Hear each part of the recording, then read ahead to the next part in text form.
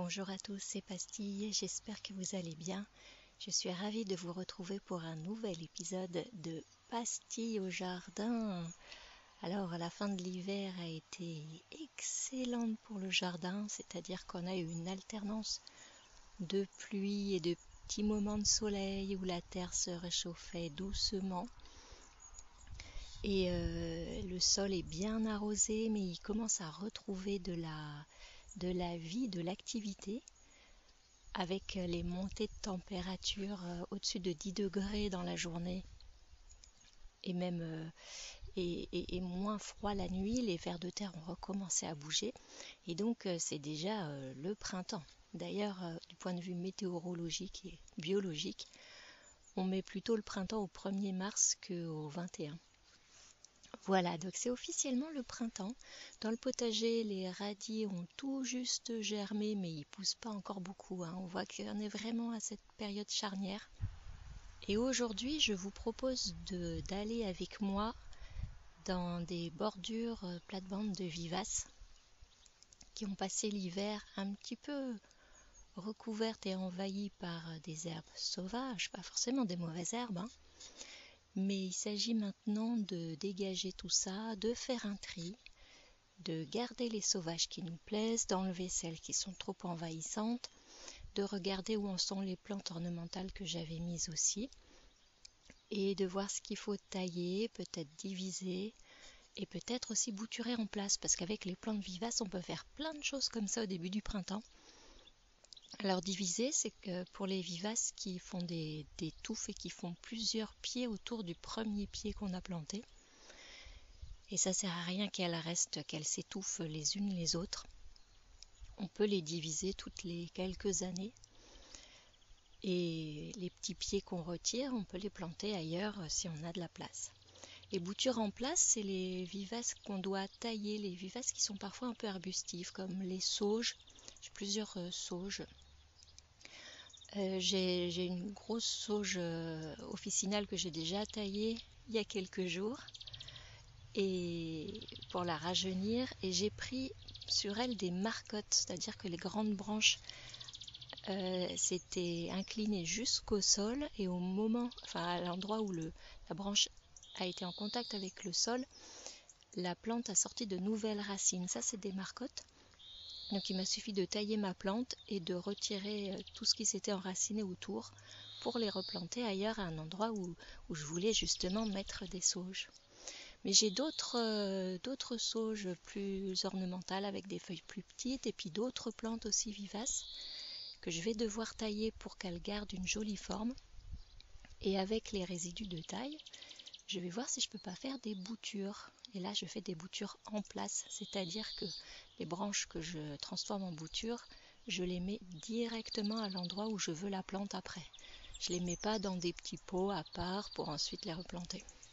C'est vraiment le moment idéal pour faire ça, parce qu'on a un terrain qui s'y prête vraiment. On a les températures qui commencent à monter, mais pas un soleil qui risque de brûler les jeunes boutures.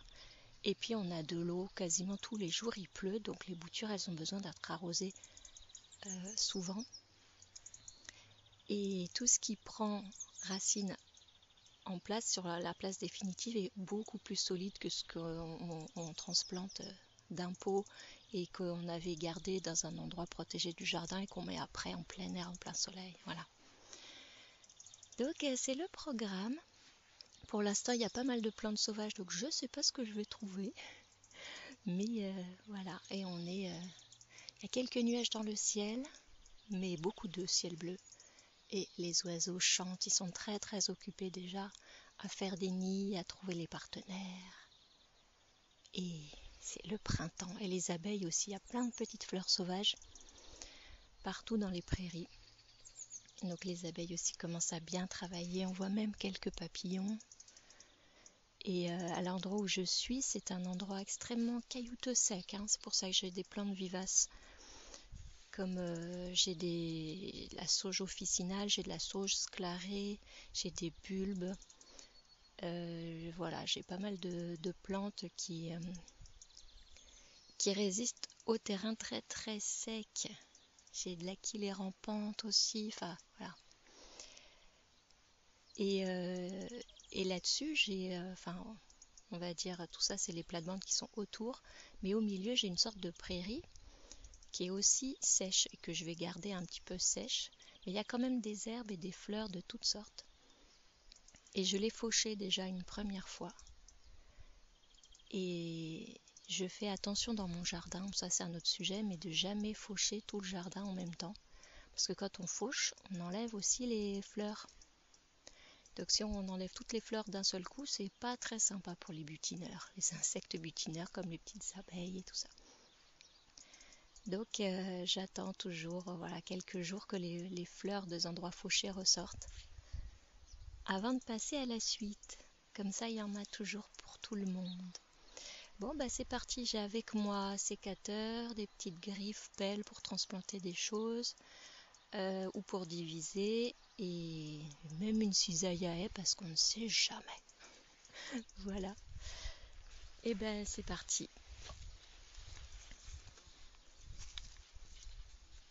Alors je vais laisser ça ici.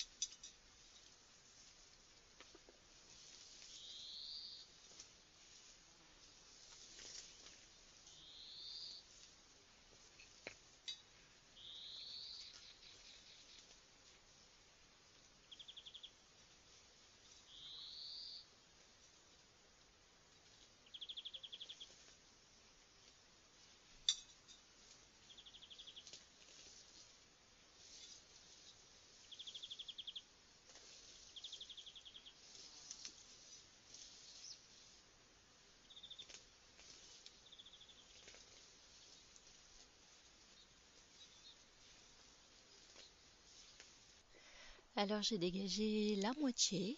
Voilà, il y a ça fait deux plates-bandes, mes vivaces à cet endroit-là. Deux lignes. En fait, ça fait un angle, ça entoure cette partie du jardin. Et j'ai retrouvé des petites choses semées en dessous, des petites vivaces. Alors, effectivement, j'ai une grosse touffe de sauge sclarée qui est très contente là, mais que je vais pouvoir diviser, mettre un peu sur les côtés aussi où il y a un peu de place. J'ai une plante que j'aime beaucoup qui résiste à la sécheresse, mais de façon incroyable, c'est la Ruta graveolens, qui était un petit peu ensevelie aussi sous les plantes sauvages, mais que j'ai dégagée. Bon, il y aura juste une petite taille à faire. Je sais pas si je la bouture ou si je vais essayer de faire des boutures aussi. Dans des endroits où j'ai de la place. Je pense que j'ai perdu quelques peut-être des œillets que j'avais mis là et que je vois pas, mais qui vont peut-être ressortir. Enfin, il y a quelques trous que je vais pouvoir combler. Et dans les plantes sauvages, j'ai enlevé pas mal de choses, mais je garde celles que j'aime bien. Et j'ai trouvé, il y a quelques gros chardons que j'aime beaucoup parce qu'ils sont vraiment très très beaux. Mais je les ai pas laissés là entiers. Je les taille dès maintenant pour m'en servir comme plante ornementale en fait. Du coup, ils vont ramifier, ils vont faire plus de tiges et des fleurs un petit peu moins hautes.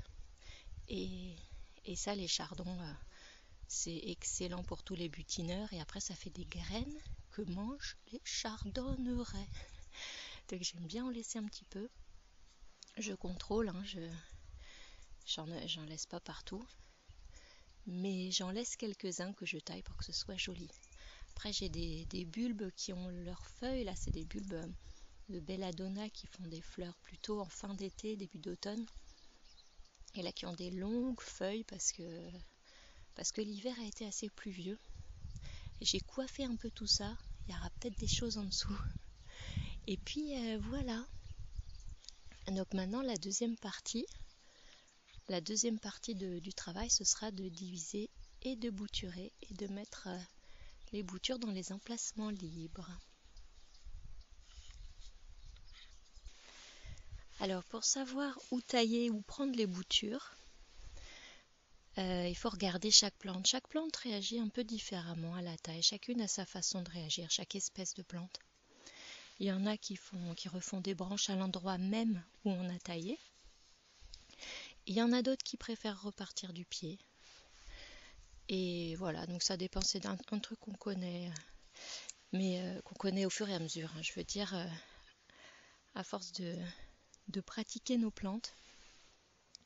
Pour la plupart, en fait, on cherche quels sont les départs jeunes, les plus bas, et on taille au-dessus.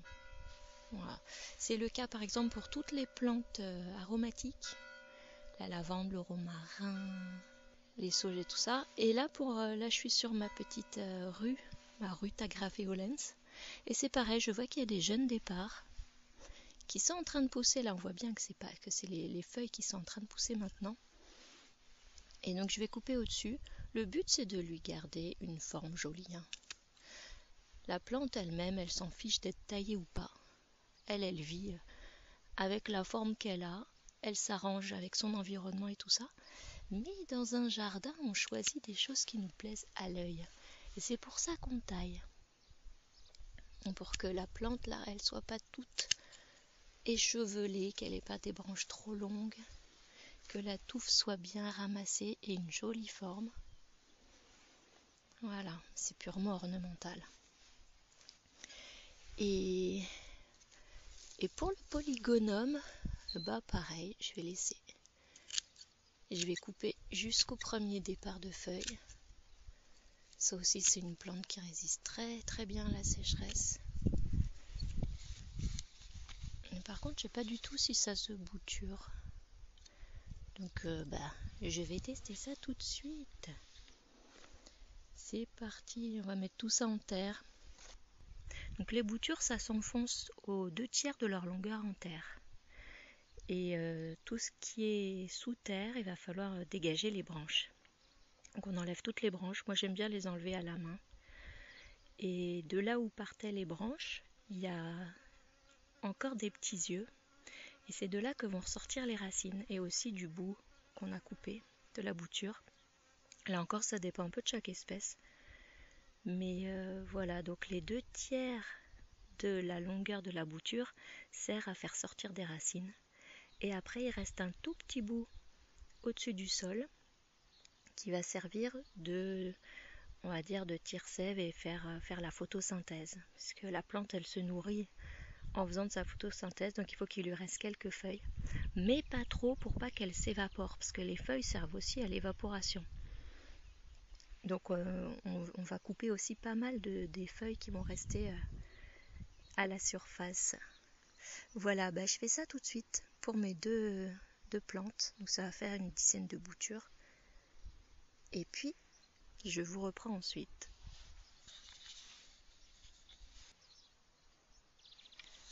Voilà, alors les boutures sont faites. Donc souvent on en a pas mal des boutures quand on a des belles plantes vivaces. Donc il ne faut pas hésiter à tester plein de choses, même des endroits où on pense que peut-être ça va pas prendre. Si on a envie de voir des plantes là, voilà, la nature est généreuse là-dessus, hein. Il va peut-être y avoir 90% de pertes, mais les 10% restants peuvent donner des bonnes surprises. Donc j'ai même fait des boutures un peu entre des cailloux, il n'y a pas beaucoup de terre. Je teste pour voir comment les plantes se comportent. Voilà, comme ça m'aide aussi, vu qu'on a quand même pas mal de changements climatiques en ce moment. C'est bien de savoir lesquelles résistent et lesquelles ne résistent pas et jusqu'où ça résiste. Donc je vois là où elles se plaisent, les plantes, et j'essaye des nouveaux endroits. Alors il me reste à diviser un petit peu cette grosse plante. Alors la sauge sclarée, j'en ai à plusieurs endroits dans le jardin. C'est des plantes, elles ont toutes le même âge, je les ai toutes plantées à l'automne 2023. Et par contre, celle-ci, c'est la plus grosse. Donc c'est l'endroit du jardin qui est le plus sec, le plus chaud. Et c'est là qu'elle est la plus imposante en fait, hein. J'ai eu des tiges florales qui faisaient 1,62 m haut. Alors que la même espèce que j'ai plantée au même moment à d'autres endroits du jardin, elles sont beaucoup plus petites, elles ont fait des fleurs aussi, elles avaient l'air contentes, mais alors beaucoup plus petites, du genre 40 cm de haut, 50 cm de haut. Alors la sauge sclarée, elle fait des graines aussi, elle se ressème pas mal toute seule. Là j'en ai pas vu, il y a peut-être certains de ces petits rejets là qui sont en fait des ressemis. Mais vous entendez là ce bruit que je fais, c'est la feuille. On voit qu'elle est rugueuse. Et je suis en train de regarder à quoi ça ressemble à l'intérieur de la touffe. Effectivement, il y a des choses à prendre. Alors c'est pas vraiment enterré. De toute façon, il va falloir couper. C'est peut-être des futures marcottes. Alors, je suis en train de changer d'avis en fait.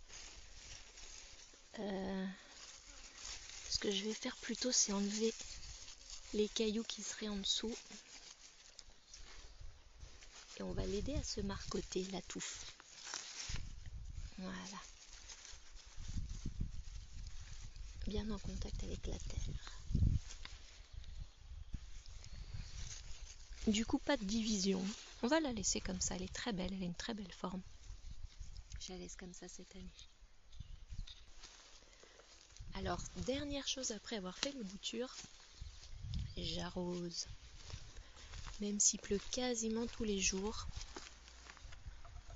il faut que les boutures soient bien en contact avec la terre et qu'elles évitent de sécher parce que c'est un peu comme une transfusion, hein. une, une greffe de membres humains, il faut que le nouveau membre soit vraiment tout de suite en contact avec le reste de l'organisme, c'est-à-dire pour nous, le sol du jardin.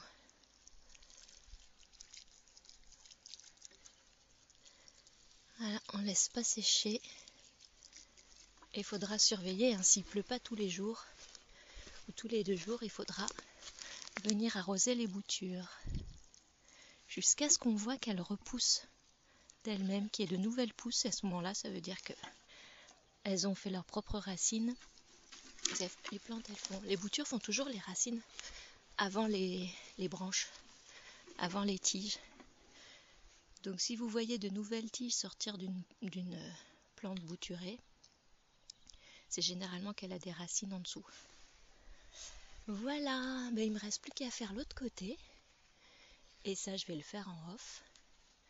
Mais voilà, c'est chouette, c'est le début du printemps. Et c'est très très chouette tout ça. Eh bien, bon printemps à tous si vous avez déjà un peu de printemps chez vous. Et à bientôt pour la suite des aventures au jardin. Salut à tous.